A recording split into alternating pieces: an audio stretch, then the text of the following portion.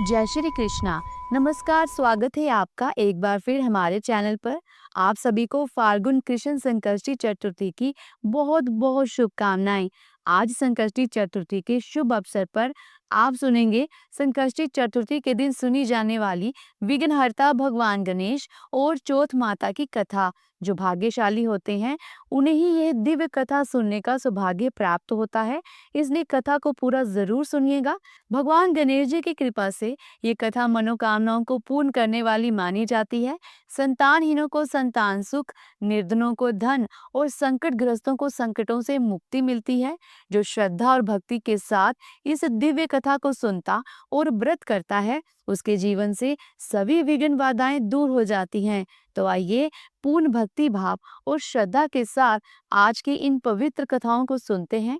कथा को शुरू करने से पहले एक बार प्रेम से बोलिए, गणपति बाप्पा मोरया, मंगल मूर्ति मोरया। एक बार धर्मराज युधिष्ठिर ने भगवान श्री कृष्ण से पूछा, हे मधुसूदन, अब आप कृपया करके फाल्गुन मास कृष्ण पक्ष की संकष्टी चतुर्थी के महत्व और इस व्रत की कथा का भी वर्णन कीजिए। तब भगवान श्री कृष्ण ने धर्मराज युधिष्ठिर को जो भी वृतांत सुनाया, वह वृतांत एक समय देवी पार्वती जी के पूछने पर स्वयं भगवान गणेश जी ने उन्हें बताया था। भगवान श्री कृष्ण धर्मराज युधिष्ठिर से कहते हैं, हे युधिष्ठिर महाराज, अब मैं इस पवित्र व्रत की कथा का वृतांत सुनाता हूँ, ध्यान पूर्वक सुनना। एक बार देवी पार्वती जी ने विघ्नहर्ता भगवान गणेश जी से पूछा, हे गजानन, फाल्गुन कृष्ण चतुर्थी को गणेश जी की पूजा कैसे करनी चाहिए? इस महीने में किस नाम से पूजन होता है और आहार में क्या ग्रहण करना चाहिए? तब गणेश जी ने कहा, हे माता, फाल्गुन चतुर्थी को हेरंब चतुर्थी के नाम से गणेश जी की पूजा करनी चाहिए। पूजा का विधान पहले बताई गई विधि के अनुसार ही करना चाहिए। इस दिन खीर में कनेर के फूल मिलाकर गुलाबास की लकड़ी से हवन करना चाहिए। विद्वानों का मानना है कि आहार में घी और चीनी लेना चाहिए। इससे संबंधित एक पूर्व काल का इतिहास सुनाता हूँ। युधिष्ठिर महाराज के प्रश्न के उत्तर में जैसा श्री कृष्ण ने कहा था उसे मैं सुनाता हूँ। भगवान श्री कृष्ण कहते हैं कि प्राचीन काल में युनाशब नाम का एक राजा थे। वह धर्मात्मा, देवताओं, ब्राह्मणों आदि के पूजक थे। उस राजा के राज्य में विष्णु शर्मा नामक एक तपस्वी ब्राह्मण भी रहते थे। वह वेद वेता और धर्म शासक थे। उनके 7 पुत्र हुए जो सभी धन धान्य से समृद्ध थे, परंतु पारस्परिक कलह के कारण सब अलग अलग होकर रहने लगे। विष्णु शर्मा प्रत्येक पुत्र के घर में बारी बारी से एक एक दिन भोजन किया करते थे। बहुत दिन बीतने के बाद वह बूढ़े होकर कमजोर हो गए। वृद्धता के कारण उनकी सारी बहुएं अब उनका अनादर करने लगी। वह पहले की तरह उनकी देखभाल नहीं किया करती थी, ना ही उन्हें सम्मान देती थी। अब विष्णु शर्मा त्रसित होकर रोते रहते थे। फिर एक समय की बात है कि विष्णु शर्मा गणेश चतुर्थी का व्रत रहकर अपनी बड़ी पुत्र वधु के घर गए। उन ब्राह्मण ने कहा कि हे बहुरानी, आज गणेश जी का व्रत है, तुम पूजन की सामग्री जुटा दो। गणेश जी प्रसन्न होकर तुम्हें प्रचुर धन देंगे। अपने ससुर की बात सुनकर बहू कर्कश स्वर में बोली, हे पिताजी, मुझे घर के कामों से ही फुर्सत नहीं है, फिर उन झमेलों में पड़ने का कहाँ अवकाश है। हे ससुर जी, आप हमेशा ही कोई नाटक रचते रहते हैं। आज गणेश जी का बहाना लेकर फिर आप आ पहुंचे हैं। मैं गणेश जी का व्रत नहीं जानती हूँ और ना ही मैं गणेश जी को जानती हूँ। आप जहाँ से जाइए। इस प्रकार बहू से झटकी सुनकर वह 6 बहुएं के घर बारी बारी से गए, परंतु सभी ने वैसी ही बात कही। सभी जगहों से अपमानित होकर वह कृषकाई ब्राह्मण अब बड़े दुखी हुए। इसके बाद वह अपनी छोटी बहू के घर जाकर बैठ गए। छोटी बहू बहुत ही गरीब थी। वह संकोच में पड़कर अपनी छोटी बहू से कहने लगी कि अरे बहू रानी, अब मैं कहाँ जाऊं? 6 बहू ने तो मुझे फटकार दिया। तुम्हारे यहाँ तो व्रत सामग्री एकत्रित करने का कोई साधन भी नहीं दिख रहा। मैं खुद बहुत वृद्ध हूँ। हे कल्याणी बहू, मैं बार बार सोचता हूँ कि इस व्रत में सिद्धि मिलेगी और सभी कष्टों का अंत होगा। अपने ससुर की बात सुनकर छोटी बहू कहने लगी कि पिताजी, आप इतने दुखी क्यों हो रही हैं? आप अपनी इच्छा के अनुसार व्रत कीजिए। मैं भी आपके साथ आज संकट नाशक व्रत करूंगी। इससे हमारे दुख दूर होंगे। ऐसा कहकर छोटी बहू घर के काम काज निपटाकर बाहर जाकर भिक्षा मांग लाई। अपने और अपने ससुर के लिए अलग अलग लड्डू उसने बनाए। चंदन, फूल, धूप, अक्षत, फल, दीप, नैवेद्य और तांबुल उसने सब अलग अलग करके ससुर के साथ गणेश जी का पूजन किया। पूजन के बाद उसने अपने ससुर को सम्मान पूर्वक भोजन कराया।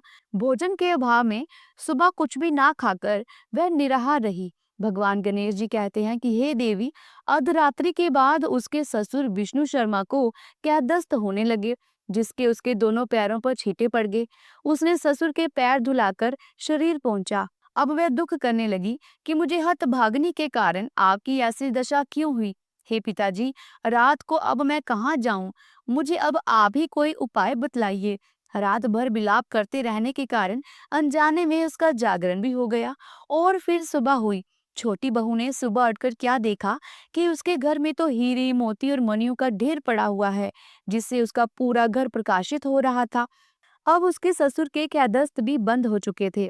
आश्चर्य में पड़कर वह अपने ससुर से पूछने लगी कि पिताजी, ये क्या बात है? ये संपत्ति किसकी है? अरे इतना मणि मूंगा आदि हमारे घर में कहाँ से आ गया? पिताजी, क्या कोई हम लोगों को चोरी में फंसाने के उद्देश्य से तो घर में नहीं डाल गया है? बहू की बात सुनकर ब्राह्मण कहने लगा, हे कल्याणी, ये सब तुम्हारी श्रद्धा का फल है। तुम्हारी भक्ति से भगवान गणेश जी तुम पर प्रसन्न हुए हैं और इस व्रत के प्रभाव से ही गणेश जी ने तुम्हें इतनी सारी संपत्ति दी है। बहू कहने लगी, पिताजी, आप तो धन्य हैं। आपकी कृपा से ही गणेश जी प्रसन्न हुए हैं। मेरी दरिद्रता दूर हुई है। घर में अतुल्य संपत्ति आई और आपकी कृपा से मैं भी धन्य हो गई। इस प्रकार ससुर से वह बहू बार बार कहने लगी। अब तो छोटी बहू के घर में अपार संपत्ति देखकर बाकी सभी बहुओं के क्रोध की सीमा नहीं रही। उन्होंने कहा कि बूढ़े, अपने संपन्न संचित धन को तुमने छोटी बहू को दे डाला है। आपस में परिवारजनों के कलह को देखकर विष्णु शर्मा डरकर कहने लगे कि इसमें तो मेरा कोई दोष नहीं है। केवल इस व्रत के पुण्य प्रभाव से ही गणेश जी ने प्रसन्न होकर छोटी बहू को ये सब कुछ दिया है। भगवान गणेश जी ने कुबेर जैसी संपत्ति छोटी बहू को प्रदान की है। हे बहुओं, मैंने पहले तुम्हारे ही घर जाकर व्रत के अनुष्ठान का अनुरोध किया था, परंतु तुम सभी ने मुझे दुत्कार दिया और छोटी बहू ने भिक्षा मांगकर पूजन सामग्री जुटाई। इसके व्रत करने से ही भगवान गणेश जी ने प्रसन्न होकर इसको संपत्ति प्रदान की है। भगवान गणेश जी आगे देवी पार्वती जी से कहते हैं, हे माते, उस ब्राह्मण के 6 पुत्र दरिद्र, रोगी और दुखी हो गए। केवल छोटा पुत्र ही इंद्र के समान भाग्यशाली बन गया। अब तो वह 6 जने आपस में होड़ फाल्गुन कृष्ण पक्ष की गणेश चतुर्थी का व्रत करने लगे और इस व्रत के पुण्य प्रभाव से वह सब भी धीरे धीरे धनवान बनते गए। इस प्रकार दूसरे लोग भी जो इस व्रत को करेंगे, उनका घर भी धन धान्य से भर जाएगा।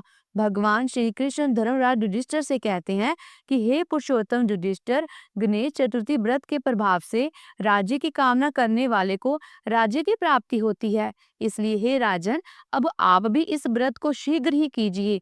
फल स्वरूप आप सभी कष्टों से छूटकर राज्य का सुख भोग करने लगेंगे। तब श्री कृष्ण जी के मुख से इस पवित्र कथा को सुनकर युधिष्ठिर महाराज बहुत प्रसन्न हुए और व्रत करके गणेश जी की कृपा से वह अखंड राज्य के अधिकारी हुए। फाल्गुन कृष्ण पक्ष संकष्टी चतुर्थी व्रत कथा समाप्त हुई। प्रेम से बोलिए भगवान गणेश जी की जय। चतुर्थी तिथि के दिन विघ्नहर्ता भगवान गणेश जी की पूजा करने के साथ साथ चौथ माता की पूजा करके कथा भी कही और सुनी जाती है। अब सुनिए 12 महीने सुनी जाने वाली चौथ माता की कहानी। एक बार एक नगर में एक बूढ़ी माँ रहती थी। वो अपने बेटे को हर संकट से बचाने के लिए 12 महीनों की चौथ का व्रत करती थी। हर चौथ को पंसारी से थोड़ा सा गुड़ और घी लेकर 4 लड्डू बनाती, एक बेटे को देती, एक से पूजा करती, एक हथकार के लिए निकालती और एक चंद्रमा उगने पर खुद खा लेती थी। एक बार उसका बेटा ताई से मिलने गया। उस दिन चौथ का दिन था। ताई ने भी व्रत रखा था। उसने ताई से पूछा कि माँ तो 12 चौथ करती है। तब ताई बोली, तेरी माँ तेरी कमाई से तरमार खाने के लिए 12 चौथ करती है। तू परदेश जाए तो वो एक भी चौथ नहीं करेगी। लड़के को लगा ताई सच कह रही है। घर जाकर उसने अपनी माँ से कहा कि माँ, मैं परदेश जा रहा हूँ, यहाँ तो मेरी कमाई खाने पीने में ही उड़ा देती है। माँ ने समझाकर रोकना चाहा, पर बेटा नहीं माना। माँ ने उसे साथ ले जाने के लिए चौथ माता के आंखें दिए और कहा, मुसीबत में ये आंखें तेरी सहायता करेंगी। तब वह बेटा आंखें लेकर रवाना हो गया। घूमते हुए वह दूसरे नगर में जा पहुंचा। उसने देखा कि एक बूढ़ी माँ रोती जा रही थी और पुआ बनाते जा रही थी। उसने कारण पूछा तो बूढ़ी माँ ने कहा कि बेटा, इस नगर की पहाड़ी पर एक दैत्य रहता है। पहले वह नगर में आकर कई लोगों को खाने के लिए मार देता था। अब राजा हर घर से एक आदमी उस दैत्य के पास भेजता है, और आज मेरे बेटे की बारी है, इसलिए मैं रो रही हूँ और उसी के लिए पुए भी बना रही हूँ। तब लड़का बोला, माँ, तो पुए मुझे खिला दे, तेरे बेटे की जगह मैं चला जाता हूँ। तब बूढ़ी माँ ने खीर पुए उसे खिला दिए। खा पीकर वह सो गया। रात को राजा के सैनिक आए तो बूढ़ी माँ ने उसे भेज दिया। दैत्य के सामने पहुंचने पर उसने चौथ माता की आंखें दैत्य की तरफ फेंक कर कहा कि हे चौथ माता, अगर मेरी माँ मेरी सलामती के लिए व्रत करती है तो दैत्य का सर कटकर गिर जाए। कहते ही तुरंत दैत्य का सर कट गया। लड़का वापस आ गया। अब राजा ने उसे उपहार देकर विदा किया। चलते हुए वह एक दूसरे राजा के नगर में जा पहुंचा। इस राज्य में आवा तभी पकता था जब एक इंसान की बलि दी जाती थी। सिपाहियों ने उस लड़के को पकड़कर आवे में चुन दिया। लड़के ने आंखें आवे में डाली और कहा, हे चौथ माता, अगर मेरी माँ मेरे लिए व्रत करती है तो ये आवा मेरे लिए मेरी बलि लिए बिना ही झट से पक जाए। आवा तुरंत ही पक गया। आवे में से मिट्टी की जगह सोने चांदी के बर्तन निकले। लड़का बोला, बर्तन धीरे धीरे निकालना, कहीं मुझे ना लग जाए। राजा ने उसे निकलवाया और उससे पूछा कि इस आवे में से तुम बच कैसे गए। लड़के ने बताया कि उसकी माँ चौथ माता का व्रत करती है, व्रत के कारण ही वह बच पाया। राजा को विश्वास नहीं हुआ। उसने एक चांदी की सुराही मंगवाई और कहा कि सुराही की नली से निकलकर दिखाओ, तभी मुझे विश्वास होगा। लड़के ने चौथ माता को एक बार फिर से याद करके आंखें सुराही में डाले और कहा, मैं भंवरा बनूं, सुराही से निकलूं। लड़का भंवरा बनकर तुरंत ही सुराही से निकल गया। अब तो राजा ने प्रसन्न होकर राजकुमारी का विवाह उसके साथ करवा दिया और सभी लोगों को चौथ माता का व्रत करने के लिए कहा। उधर अब लड़के को अपनी माँ की याद आई। उसने राजा के पास जाकर खुद के नगर जाने की इच्छा जाहिर की। राजा ने रथ, घोड़े, हाथी और खूब सारा धन देकर उसे विदा कर दिया। चौथ के दिन वह लड़का अपने नगर पहुंचा। वह अकेला पंसारी की यहाँ माँ का इंतजार करने लगा। सोचा कि आज चौथ है तो माँ यहाँ जरूर आएगी। थोड़ी ही देर बाद उसकी माँ आई। अपनी माँ को आते हुए देख बेटा माँ के चरणों में गिर पड़ा और कहने लगा, माँ, मैं तेरा बेटा हूँ, मुझे माफ कर दो। माँ ने उसे उठाकर गले लगा लिया। अब तो लोग चौथ माता की जय जयकार करने लगे। उस नगर के अब सभी लोग चौथ माता का व्रत करने लगे। हे चौथ माता, जैसे बूढ़ी माँ और उसके बेटे की सहायता आपने की, वैसे ही हम सबकी भी करना। कहानी कहने और सुनने वाले पर भी अपनी कृपा बनाए रखना। प्रेम से बोलो, चौथ माता की जय। तो प्रिय श्रोताओं, ये थी संकष्टी चतुर्थी पर सुनी जाने वाली कथाएं। उम्मीद करती हूँ कि आज की कथा आपको अच्छी लगी होगी। अगर आपको ये वीडियो अच्छी लगी है तो वीडियो को लाइक और शेयर करना बिल्कुल ना भूलिएगा। और अगर आप चैनल पर पहली बार आए हैं तो चैनल को सब्सक्राइब करके बेल आइकन के बटन को जरूर प्रेस कीजिएगा, क्योंकि आपके सहयोग से ही हमें ऐसी धार्मिक भरी वीडियोस बनाने के लिए प्रोत्साहन मिलता है। जल्दी मिलती हूँ एक नई धार्मिक भरी वीडियो के साथ। तब तक के लिए प्रेम से बोलो, गणपति बाप्पा मोरया, मंगल मूर्ति मोरया।